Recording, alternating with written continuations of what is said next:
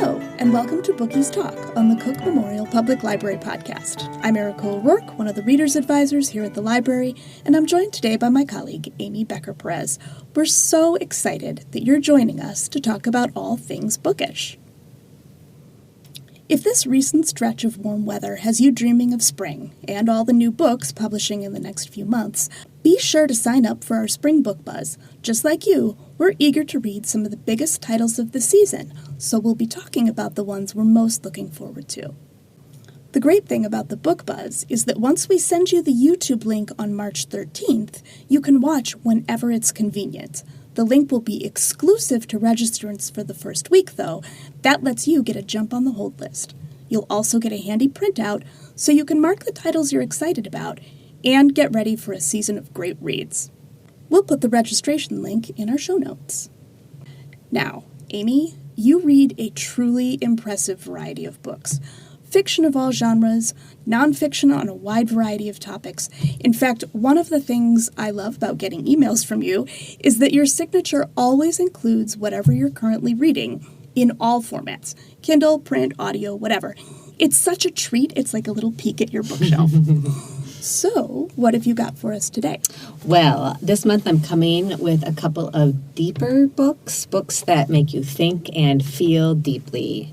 The first book I brought is Prophet Song by Paul Lynch. This book won the Booker Prize in 2023. Prophet Song begins with a knock on Eilish Stack's door. Eilish is a mother of four, a biologist who works for a biotech company, and the wife of Larry, who is the Deputy General Secretary of the Teachers Union. The men at the door are looking for Larry, and they say it isn't any big deal, but there is already an ominous feeling to the book. I should say, as a reader, from the very beginning, we know this is a different sort of book because it is written with sections and chapters, but no paragraphs. Mm-hmm. There are no quotation marks to denote when one person is talking to another. Okay. Sometimes it's difficult to tell when a person is talking and when he or she is thinking. You have to really pay attention. You have to really engage. Yes. Soon, it becomes known that the National Alliance Party, a right-wing party with a totalitarian political ideology, is in power and taking over all aspects of society. Larry, Eilish's husband, is arrested at a rally and then disappeared. Eilish's oldest son joins the rebels. Eilish balances caring for her father, who is in the early stages of dementia but still living in his own home across town, and her three other children, as well as her job and trying to keep alert for signs of her husband and oldest son. The battles get closer and closer to home. Eilish loses her job. Her family suffers as resources become scarce and fear is palpable. What decisions should she make to care for the family that she has around her? What decisions should she make when she doesn't know where her husband and oldest son are and when her father will not leave his home? Would you know when to leave?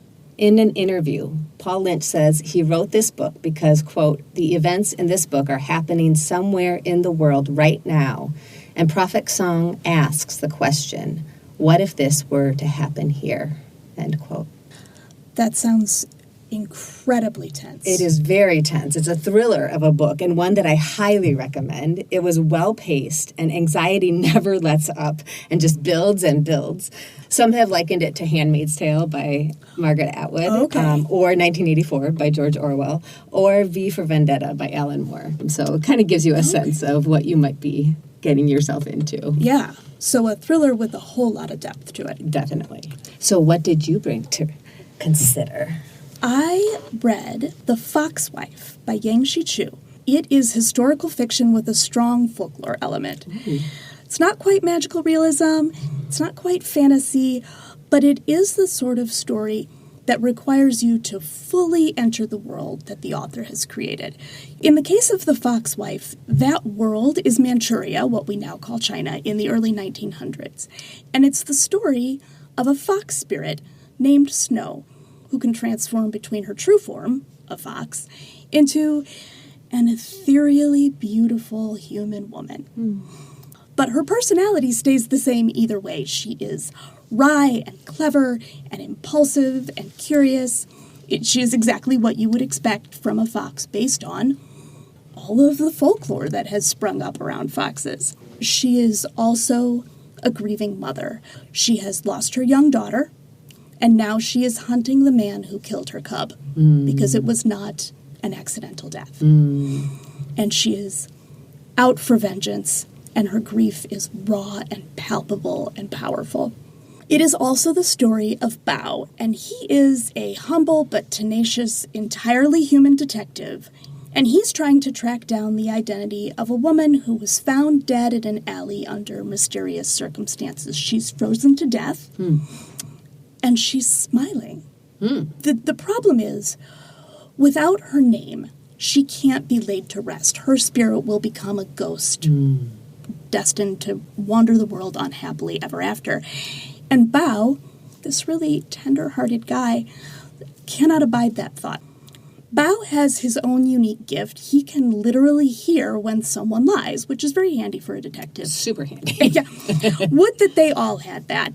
It's interesting to see what things people lie about and what they tell the truth about and what things they believe to be true. Oh, yeah. Yeah. Because those are different categories. They are very different categories. Because of an incident in his youth, he also has a deep fondness for stories about foxes. Oh. There are a lot of coincidences in this book, and normally I would not enjoy that. But here, it is very clearly the hand of fate. Okay. And the characters recognize that, too. Yes. They literally say at some points, this cannot possibly be coincidence anymore. Fate is drawing me into this situation. Yeah. As Snow and Bao's stories sort of unfold and intersect, you begin to see that this is really a book about love in all its forms and grief in all its forms, and how deeply intertwined those two things are, and how their presence really shapes who we are. It shapes our identities. It shapes what we think of ourselves, and it shapes how we see the world. It is beautifully written. It is lush and lyrical. It feels timeless, even though it's rooted in this very specific time and place. And while it does require you to accept the notion of a woman who is also a fox, I promise you it is well worth the effort. Just, suspend that disbelief, enter into the story, and you will be richly rewarded. Oh, that does sound beautiful. Oh, it is. All right. What's your next one? Okay. I know it's a biggie, too. Yes. The next book is Our Hidden Conversations, What Americans Think About Race and Identity by Michelle Norris. In 2010, NPR Morning Edition host Michelle Norris started the Race Card Project by putting a number of postcards in public places that read, "Race, your thoughts, 6 words, please send." Ooh. Soon, contributors sent in cards that illustrated their thoughts on race. And Miss Norris found that these cards came from a panorama of contributors, people of every race, class, age, and background. As Miss Norris collected these cards, she would post them on her website. And you can still go on that Race Card Project website and see a number of these postcards, some with pictures and further stories. And she also produced segments throughout that time, and I think she's still doing that. I guess I'm not sure about that. And I caught those from time to time. So I've been primed for this book for some time. Some cards seem to have the same sentiments over and over again. Every racial demographic seems to have a postcard that says, "You're pretty for a fill-in-the-blank girl." Often cards would come in where people were talking about trust or knowing they shouldn't fear a certain kind of person, or about why they did fear or why they were feared. A lot of cards talked about not wanting to place a label on anything or not belonging to any one race. One postcard read, "Yellow, neither white nor black enough," which then included a description of the contributor, who was a Japanese immigrant, and a little bit more of what her 6 words meant to her. As she worked on this project, Miss Norris also saw America in conversation with itself without even knowing it. One section of the book discussed a Minnesota farmer and the ancestor of the people who likely roamed his land. The farmer's postcard read, I flourish farming ancient tribal lands. And Miss Norris delves into his story, and then the college student whose indigenous ancestors fought in a bloody war and lost over that very land. Oh, so she is actually going back to some of the authors of these postcards and learning more about their stories. Yes. So she goes and she follows up, often contacting the different people who sent in the cards and getting more of their story. And sometimes people have sent stories with their cards as well. One of the great things about listening to this was that I got to hear not only this amazing radio personality tell the story, but she also then moderated the people that she would go and talk to, and it was them telling it in their own voice. So it was beautiful to hear both this Minnesota farmer talking about how he was recognizing that this land that he farmed, it would not have been his land if battles had not been fought over it, that maybe should not have been fought. And then she interviewed this college student who had come to recognize that her ancestors had been part of that land and then part of fighting and losing that land. And they didn't know each other, these two people, but they now probably have some sense of each other. They probably do. Yeah. So this is a book where listening to the audiobook really pays off. It was amazing. But I will say I've gotten to see the hardcover of this book, and it is a gorgeous book. There are pictures of the people who are speaking. So I don't know which is better. I think you could go, you can't go wrong. Both. Yes. So do both if you can. Absolutely. Both listen and grab the physical copy if you can. I cannot recommend this book highly enough. It was a different kind of book for me to engage in exploring how race is discussed, because it's built on very candid submissions from a variety of people with their own experiences and thoughts. And if part of a person's anti-racist journey is to really hear our own selves and our community's ideas and thoughts, and then to hear from people of other contexts within our world and our communities, then I think this is a really good way to continue on that journey.